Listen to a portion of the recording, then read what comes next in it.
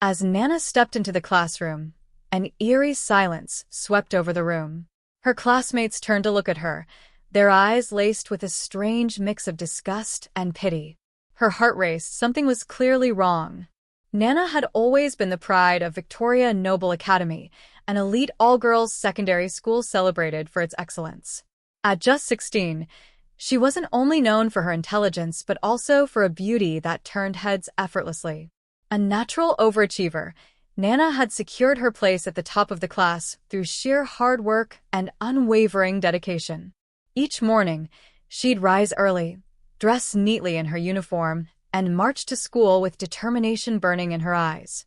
Her long black hair was always tied into two tidy top buns, and her glowing complexion needed no makeup to turn heads. As she walked through the school gates, whispers trailed her like shadows. "There goes Nana," the girls would murmur. "Always perfect. Always number one." But Nana paid them no mind. Her focus was on excellence, nothing more. In class, she sat at the front, eyes wide with eagerness, absorbing every word the teacher spoke. Her hand would shoot up before anyone else's, and her answers were always correct.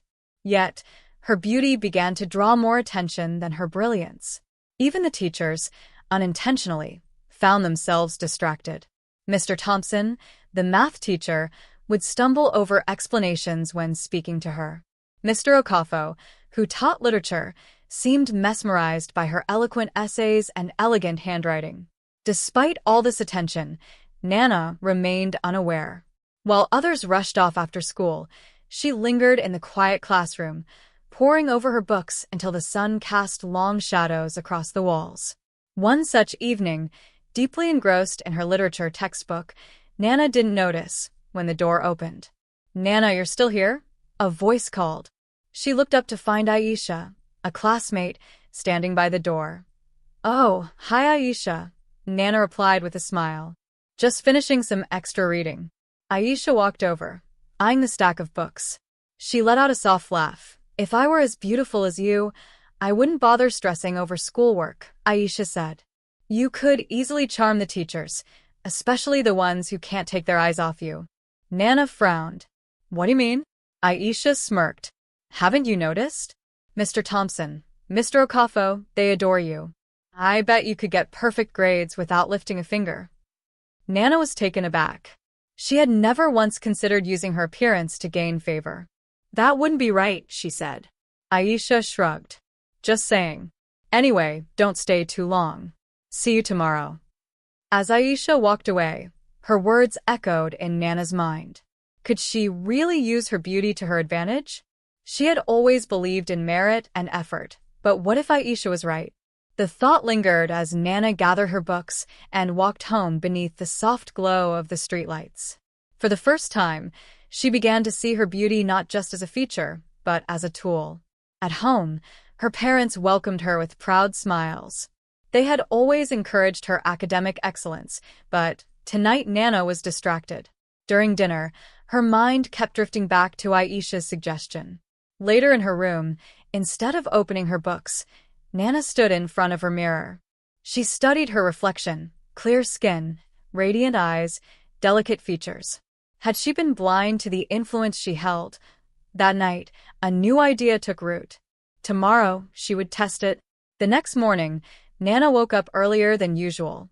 She stood before the mirror, hesitated, then reached for the makeup kit she'd never used, a birthday gift gathering dust. With unsteady hands, she applied a touch of foundation, some blush, and a light gloss. She let her hair cascade in waves down her shoulders. The reaction at school was immediate. More heads turned. The whispers grew louder. Even some teachers gave her second glances. In Mr. Thompson's math class, a surprise quiz caught her off guard. She hadn't studied. But as she handed in her paper, she looked at Mr. Thompson with a soft smile. "I hope I did well." "I really want to keep my good grades," she said sweetly. Flustered, he replied, "I'm sure you did, Nana. You're my best student." The next day, she received her quiz back, full marks. Yet she knew she hadn't gotten all the answers right. Was Aisha right? Encouraged, Nana began using the same approach. Charming smiles, kind words, and her grades stayed high, even without her usual study sessions. At first, it felt like freedom. No more sleepless nights, no more pressure. But slowly, her classmates began to notice. Whispers turned into resentment. The admiration she once received turned sour. Aisha watched it all with a complicated mix of satisfaction and envy. She hadn't expected Nana to take her advice so seriously or to thrive because of it.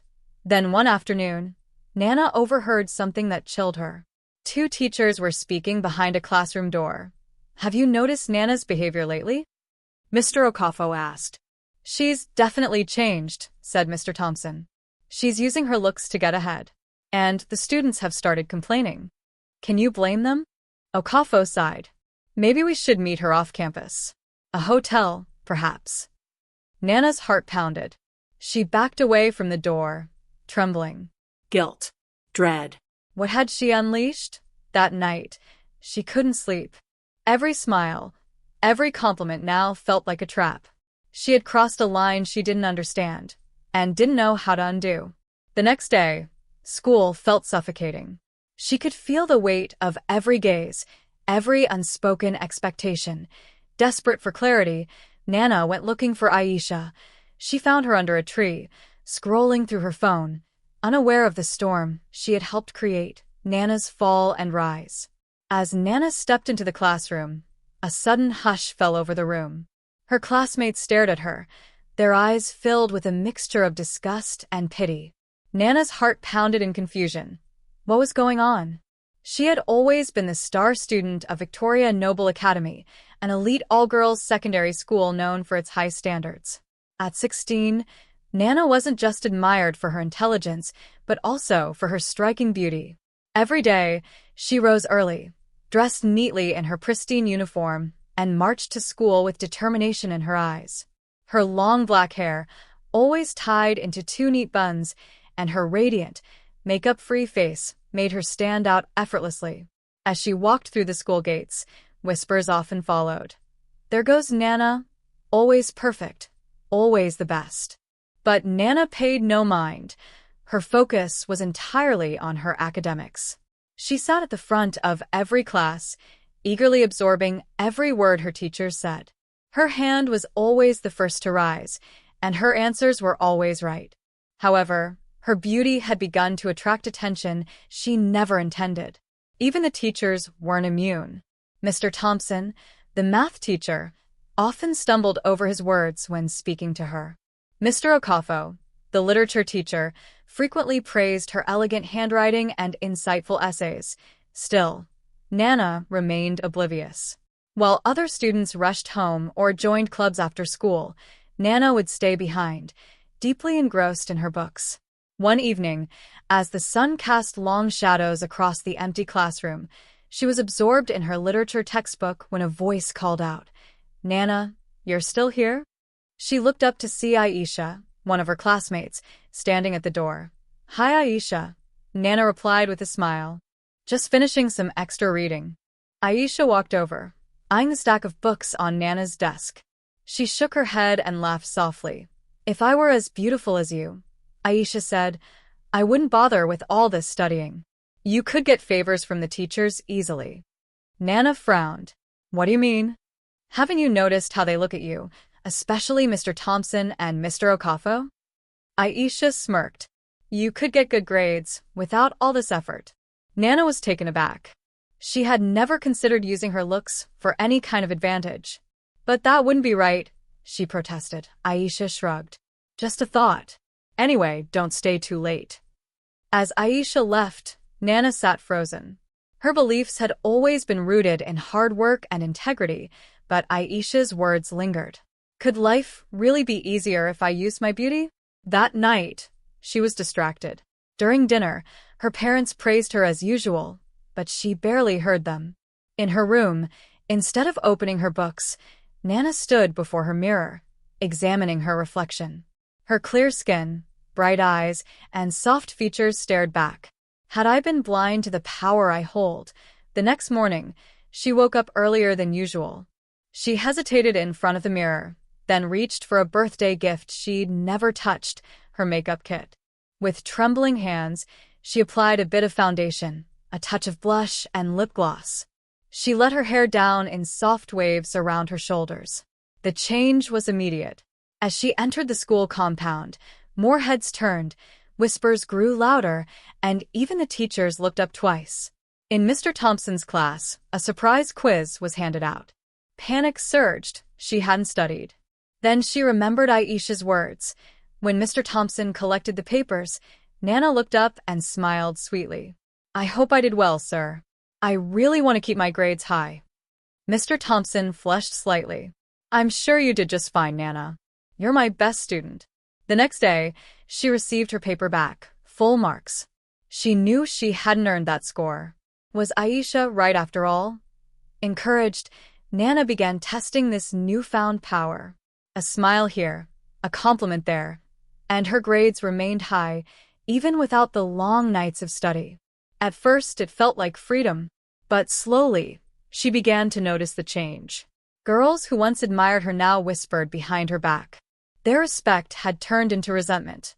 Aisha, the one who'd planted the seed, watched with a mix of envy and satisfaction. She hadn't expected Nana to succeed so well with her suggestion. Then one afternoon, Nana overheard something that shook her to the core. As she passed an empty classroom, she heard Mr. Okafo's voice. "Have you noticed Nana's behavior lately?" "Yes," came Mr. Thompson's reply. "She's using her charm. It's becoming a problem. The other students are complaining," Okafo added. "They think we're showing favoritism." Thompson chuckled. "Can you blame us? She's a beautiful girl. But maybe we should meet her off campus. Say, a hotel this weekend." Nana's blood ran cold. She stumbled away, her mind spinning. This had gone far beyond what she'd intended. That night, sleep wouldn't come. She tossed and turned, gripped by fear and guilt. The teachers expected something in return now. How had things spiraled so far? The next day, Nana arrived at school with her hair tied in its usual 2 ponytails, her face bare. She was determined to return to her old self, ready to face the consequences. But the moment she walked into the compound, she knew something was wrong. Students gathered in groups, whispering and pointing. Confused, she hurried to her classroom. As she entered, silence fell. Then Aisha stood up, smirking. Well, if it isn't our little teacher's pet. Or should I say little whore? It felt like a slap. "What are you talking about?" Nana cried. "Oh, come on," Aisha sneered. "Everyone knows how you've been getting your grades. Sleeping with the teachers? That's low. Even for you." Nana's head spun. "That's not true," she shouted.